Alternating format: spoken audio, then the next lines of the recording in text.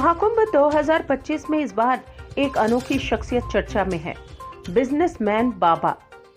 उनका असली नाम भले ही कम लोग जानते हों, लेकिन उनकी कहानी किसी फिल्मी पटकथा से कम नहीं।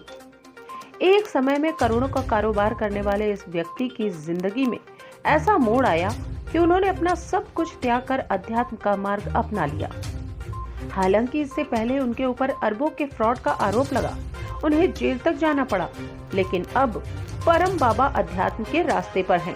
पिछले जीवन को वो एक कड़वा अनुभव बताते हैं। समय का चक्कर था और भगवान श्री कृष्ण की लीला थी कि मैं जेल में जाऊं, मुझे दुनिया से आमना सामना हो और फिर मैं वहां पर गीता परम रहस्यम लिखूं और आने वाली पीढ़ियों के लिए एक ऐसा ज्ञान दे जाऊं कि युगों युगों तक एक ही पुस्तक में पूरे जीवन जीने का सार, मुक्ति का सार आने वाली पीढ़ियों को मिलना था।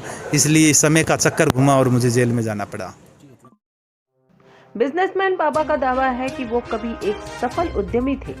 उनका कारोबार अरबों में था। उनके कई बिजनेस पार्टनर थे जिनके साथ मिलकर वे रोज करोड़ों का व्यापार करते थे। लेकिन किस्मत ने एक ऐसी करवट ली कि जिन लोगों पर उन्होंने भरोसा किया वही उन्हें धोखा देकर पीछे हट गए। इस विश्वासघात के कारण उन पर धोखाधड़ी का मुकदमा दर्ज हुआ और उन्हें जेल जाना पड़ा। बाबा ने बताया कि गीता का अध्ययन करने के बाद उनके जीवन में नया मोड़ आया और अब वो केवल लोगों की सेवा करते हैं।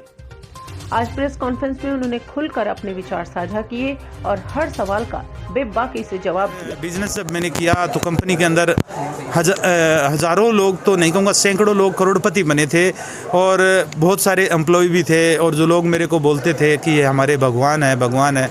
और जब मैं 4 साल जेल में रहा तो लोगों की सच्चाई सामने आई और सुख में सब साथी बनते हैं, दुख में कोई साथी नहीं रहता।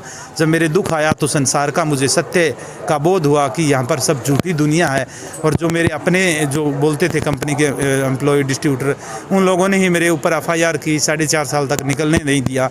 तो मुझे बोध हो गया कि ये दुनिया झूठी है और झूठी दुनिया कैसे है कि यहाँ पर मैं पूरे जीवन में कुछ भी कर लूँ, जब मरूंगा तो यहाँ का धन यहीं रह जाएगा और जो यहाँ रह जाएगा मृत्यु मुझसे छीन लेगी।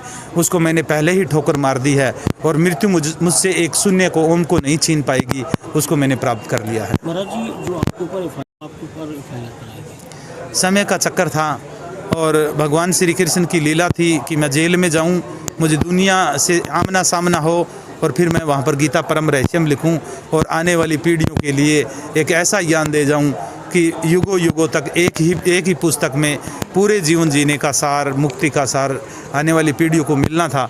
इसलिए समय का चक्कर घुमा और मुझे जेल में जाना पड़ा।